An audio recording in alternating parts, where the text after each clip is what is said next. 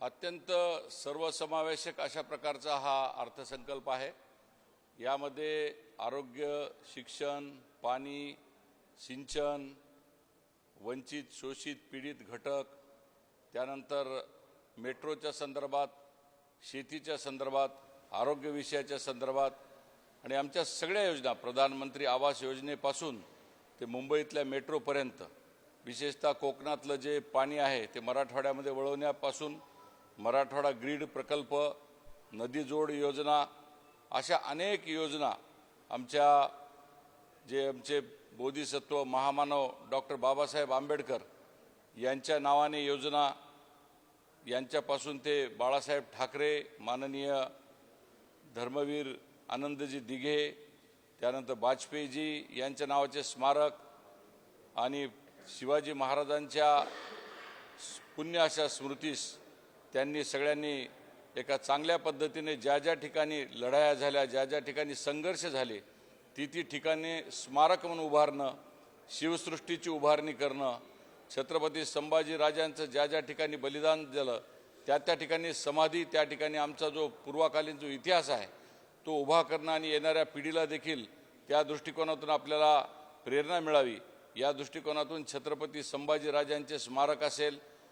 सावित्रीबाई फुले यांच्या नावाने चालणाऱ्या ज्या योजना आहेत, जे स्वधार योजनापासून ते आमच्या लाडकी लेक योजनेपर्यंत,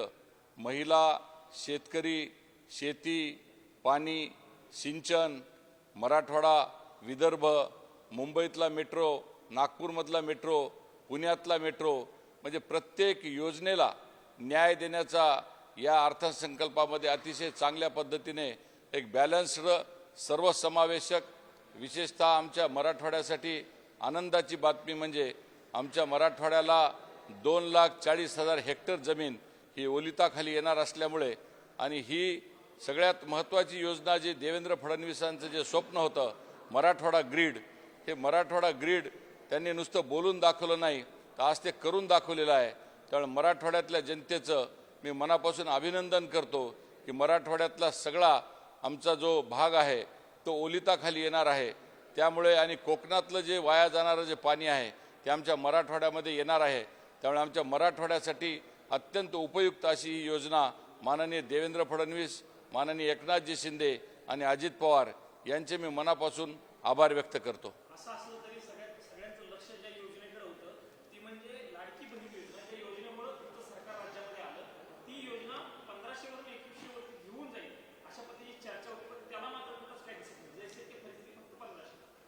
त्या योजनेला अनुसरूनच लाडकी लेक योजना आहे, आमच्या महिलांच्या संदर्भातल्या अनेक निधींच्या योजना आहेत, म्हणजे सर्वसमावेशक अशा पद्धतीने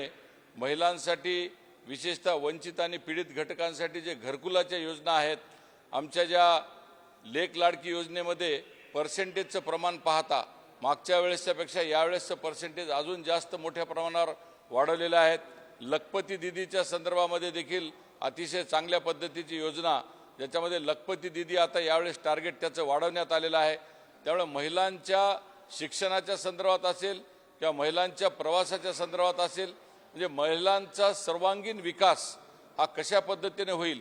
मुलींच्या शिक्षणासाठी, मुलींच्या उच्च शिक्षणासाठी आणि खेड्यापाड्यातल्या ग्रामीण भागातल्या मुलींसाठी कशा पद्धतीनं तो सर्वांगीण विकास होईल, या दृष्टिकोनातून त्यांनी एक चांगलं पाऊल या माध्यमातून जे उचललेलं आहे त्याकडे देखील आपण सगळ्यांनी लक्ष देण्याची गरज आहे। मला असं वाटतं की एवढा बॅलन्स्ड अर्थसंकल्प यापूर्वी देखील मागच्या महाविकास आघाडीच्या काळामध्ये मी ऐकला होता, पण तो महाविकास आघाडीचा अर्थसंकल्प हा ऐशोआरामाचा होता। पण यावेळेस त्यांनी प्रत्येक घटकाला न्याय दिलेला असून महाराष्ट्राला गतीने पुढे नेण्याचा अर्थसंकल्प आहे आणि आता महाराष्ट्र थांबणार नाही, ही जी भूमिका देवेंद्रजींची होती ती सार्थ ठरून दाखविलेली आमच्या अर्थमंत्री अजितदादा पवार यांनी।